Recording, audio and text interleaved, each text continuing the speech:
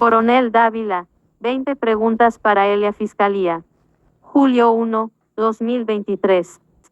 He seguido con atención la rueda de prensa de la Fiscalía del 21 de junio sobre la muerte del coronel Dávila, en la que dicho organismo dictaminó que se trató de un suicidio.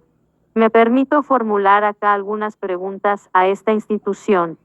Se ha hablado mucho de este caso en términos emocionales, la tristeza de una muerte, el pudor ante un suicidio, etc. Mis preguntas no van en este sentido, son preguntas sobre los hechos. Las planteo como ciudadana colombiana, como columnista, y subrayo que es legítimo hacerlo solo en regímenes autoritarios, está prohibido hacer preguntas. Mis primeras preguntas son para el médico forense, el doctor Paredes. Se refiere a los tamaños de los orificios de entrada y de salida. Afirma él que el arma de fuego impactó a contacto, es decir, que el arma estaba pegada al cráneo. Informa que el orificio de entrada de la bala fue por el lado derecho y que fue 2 veces mayor que el orificio de salida por el lado izquierdo del cráneo. En trabajos de medicina especializada en armas de fuego como este, se especifica que los orificios de heridas por arma de fuego son en regla general más pequeños y más regulares que los orificios de salida de la bala.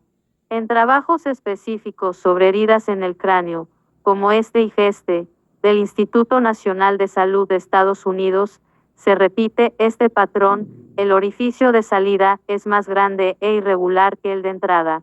La pregunta, entonces, es por qué medicina legal piensa que el disparo entró por el lado derecho del cráneo. La segunda pregunta para el doctor Paredes tiene que ver con la dirección de la bala.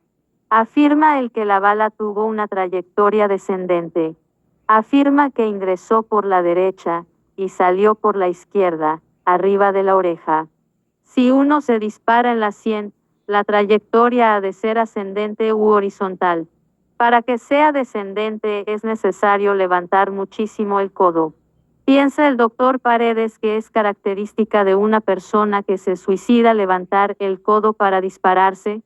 Es, además, una posición inconfortable para el coronel, sentado en el puesto delantero derecho. Las siguientes preguntas tienen que ver, justamente, con el recorrido de la bala. El físico de la Fiscalía, es decir, al experto que presentó las características de la trayectoria de la bala, muestra que la bala fue a dar al techo. Es decir, que el coronel se suicida levantando el codo. La bala tiene una trayectoria descendente y, sin embargo, va a dar al techo de la camioneta. Quisiera saber qué leyes de la física permiten tal trayectoria. Otra pregunta se refiere al itinerario de la bala. ¿Qué vueltas dio la bala? De lo que se dijo en la conferencia de prensa, se deduce que la bala golpea el techo, entra, rebota, hace abolladuras. Es decir, que la bala tuvo suficiente fuerza para atravesar un cráneo, cambiar su trayectoria descendente por una ascendente, golpear en el techo y rebotar. La pregunta es: ¿una bala dirigida directamente al techo, qué itinerario lógico habría tenido? Hace falta, además, conocer una serie de elementos. ¿El techo interior del carro tenía blindaje o no? ¿Dónde se encontró la bala finalmente? ¿Había rastros de una segunda bala en el carro? Otras preguntas están dirigidas a la fiscal Mancera. Siguiendo las reglas básicas de la investigación judicial, recuerda ella que el escolta es necesariamente sospechoso min 37, por ser el único testigo. Sin embargo, su trabajo no es congruente con esta regla básica, pues todo lo que afirma posteriormente se basa precisamente en ese testimonio. De hecho, el relato de la fiscal Mancera toma al pie de la letra las declaraciones del sospechoso testigo. Afirma, por ejemplo, que la muerte del coronel Dávila se dio a las 18:18:09. Una primera pregunta es: ¿cómo puede estar tan segura de la hora de la muerte del coronel? ¿Cuántos testigos escucharon el disparo? Recordemos que el país habló con al menos 20 vecinos y ninguno escuchó el disparo. La fiscal no nos presenta las últimas pruebas de vida del coronel. Aparte del sospechoso testigo, ¿cuándo fue la última vez que se le vio o escuchó? ¿Por qué la fiscal no dice nada sobre esto? Minuto 36. ¿Por qué en la conferencia de prensa no se examina el hecho de que el coronel llamó a su esposa a las 18:10 para decirle que ya iba para su casa? Dice la fiscal Mancera que no le han hecho prueba de pólvora al escolta Min 31, lo cual es absolutamente sorprendente. Pero más inaudito es que dice que aun si se la hacen, eso no cambia nada. ¿Qué fiabilidad tiene un organismo que decide no hacerle la prueba de pólvora al testigo sospechoso? ¿Por qué este tratamiento favorable al escolta? Por último, quiero hacer algunas preguntas sobre los videos que han circulado.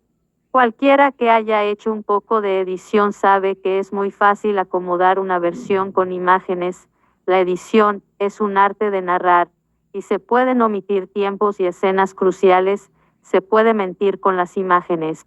Así, la primera pregunta es, ¿por qué no tenemos una secuencia completa, sino pedazos de videos editados?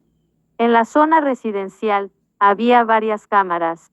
Si tuviéramos acceso a las diferentes grabaciones y no a pedazos de video, quizá podríamos tener alguna claridad sobre los hechos. Pese a esto, los extractos de videos dejan preguntas inquietantes. En una de las tomas se aprecia claramente cómo la camioneta se detiene frente a la tienda, pero, inexplicablemente, decide cambiar de carril y parquearse del otro lado de la calle. El conductor del carro se esmera bastante en parquearse al lado de un árbol, retrocede hasta quedar tapado por el árbol. Esta actitud fue examinada por la fiscalía. Con estos videos editados surge igualmente una nueva pregunta. En las tomas, si se mira con detalle, se ve que el escolta Galeano sale por la puerta trasera izquierda, min 1:38. ¿Había un chofer dentro del vehículo, además del escolta? Esto es muy importante y debe ser aclarado. Debemos poder acceder a los videos de seguridad del barrio, pero no editados, sino en su continuidad, para ver todos los movimientos del carro y de sus ocupantes. Si existe un conductor, las cosas deben ser examinadas bajo un nuevo ángulo. De hecho, que el escolta haya buscado ser filmado en la tienda podría ser una coartada o un elemento distractivo.